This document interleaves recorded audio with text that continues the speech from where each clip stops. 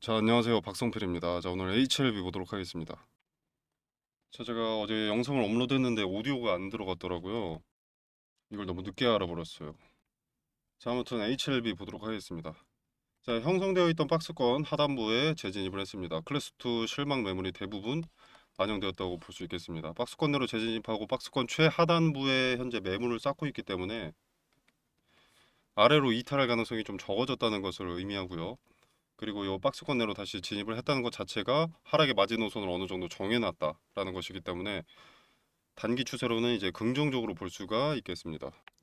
자, 이렇게 됨으로써 언제까지 또는 어디까지 내려갈지 알 수 없었던 클래스2로 인한 투심 악화가 저점이 어느 정도 다시 높아졌기 때문에 어느 정도 상쇄됐다라고 볼 수 있겠고요.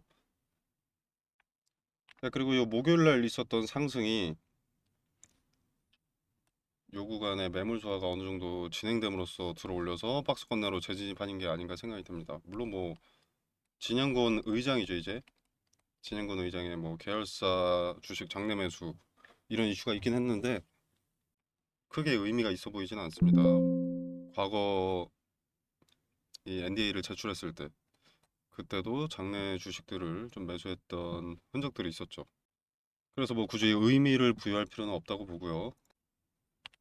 자, 그리고 앞으로는 박스권에 진입을 했고 HLB는 위로도 매물이 상당히 많기 때문에 이런 비슷한 흐름들이 많이 나올 겁니다. 오히려 매물이 많이 쌓여 있고 매물 소화를 해야 올라갈 수 있기 때문에 매물 소화 과정 중에 나타나는 흔적들이 박스권 내에서 분할 매수 타점, 분할 매도 타점을 알려줍니다.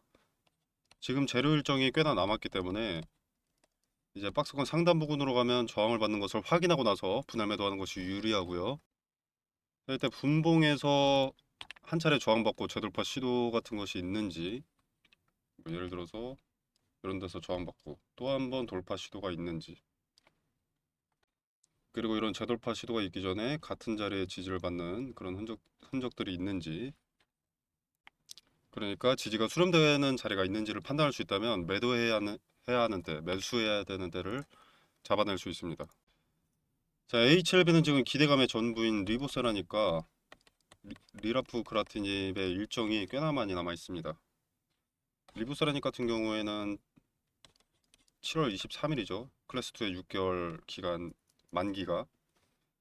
리라프 그라티닙은 우선 심사 대상으로 지정이 되면 그래야 9월입니다. 9월. 즉 재료 일정이 꽤나 많이 남아있기 때문에 그 기간 동안은 차트 말고는 힌트조차 얻을 수가 없습니다.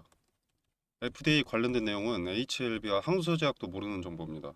그러나 거래가 체결되는 것에 따라서 주가는 움직이기 때문에 힌트는 오직 차트에 있습니다.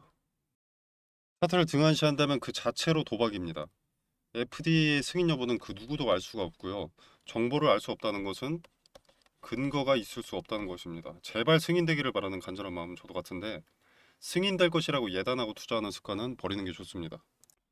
자, 제약바이오 섹터는 모조리 뭐 식약처라던가 아니면은 뭐 FDA, EMA 승인 신청 제로가 다 있습니다. 그 모든 것들이 승인된다면 바닥에 있을 제약바이오 종목은 없습니다.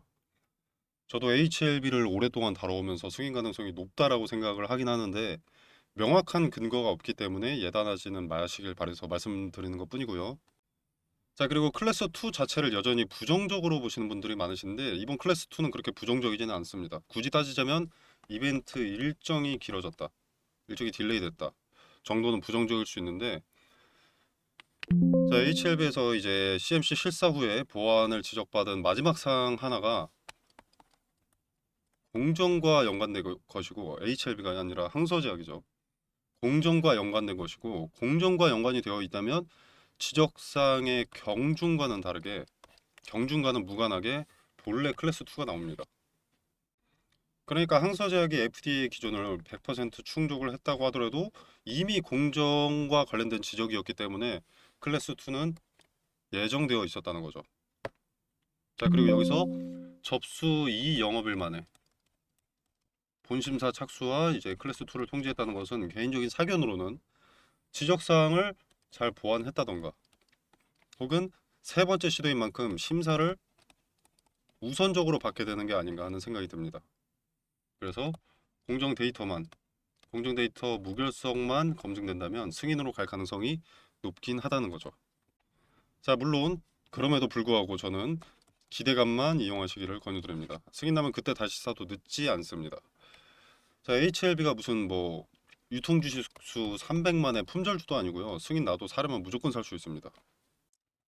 자, HLB 같은 경우에는 승인이 나도 기대감보다 우려감이 클 종목이고요. 윗구간에 물려있는 매물들이 상당히 많습니다. 만약에 상한가를 간다. 그래도 얘네가 방해할 가능성이 높다는 거예요. 자, 저번 클래스2 25년 3월이었나요?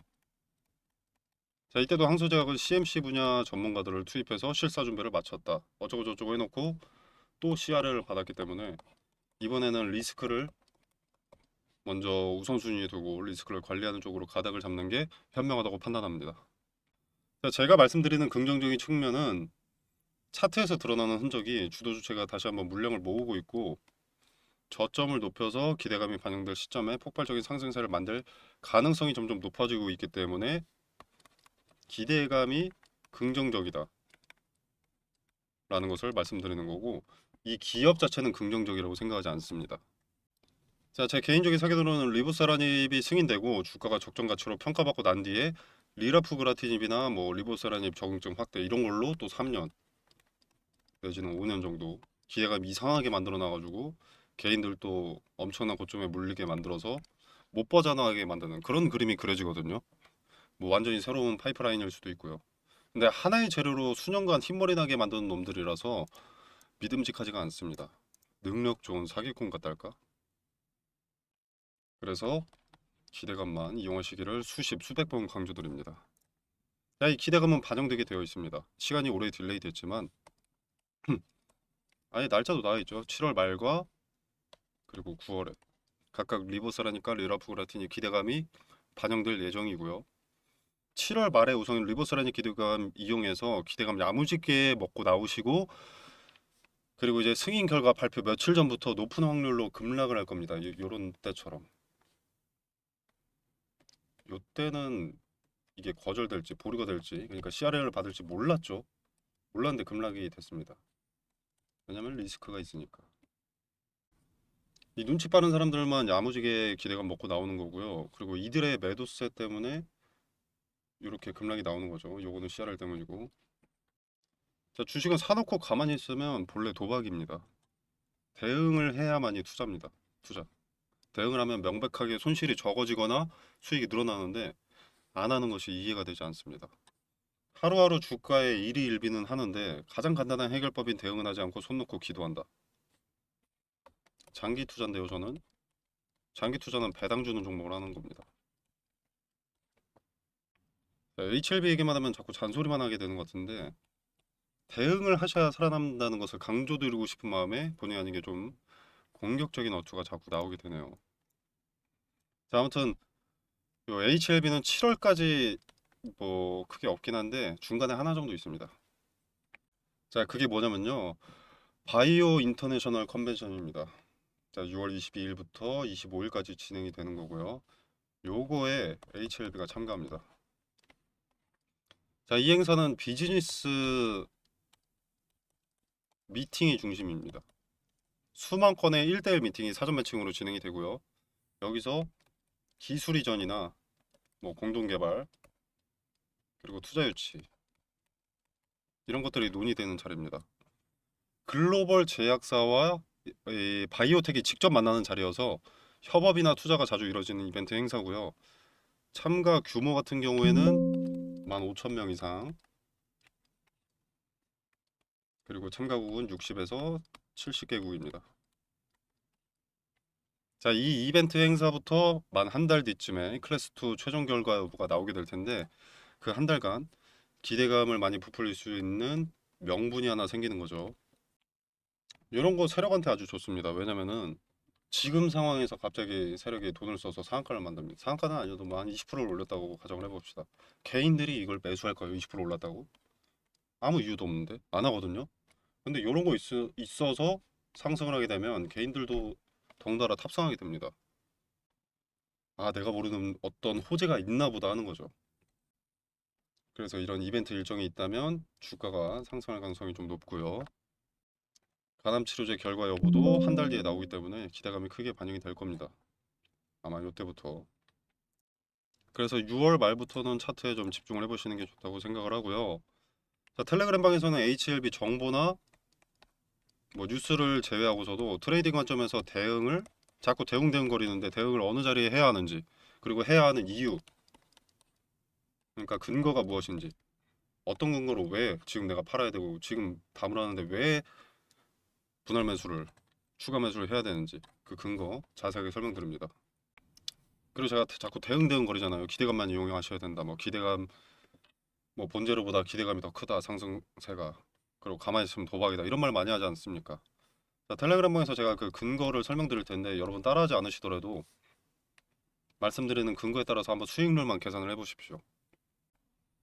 가만히 무대응으로 있는 게 수익이 높은지 대응하는 것이 수익률이 높은지, 한번 지나고 나서 어떤 결과가, 어떤 것이 더 승률이 높은지 수익률이 높은지 한번 체크해 보시길 바라겠습니다.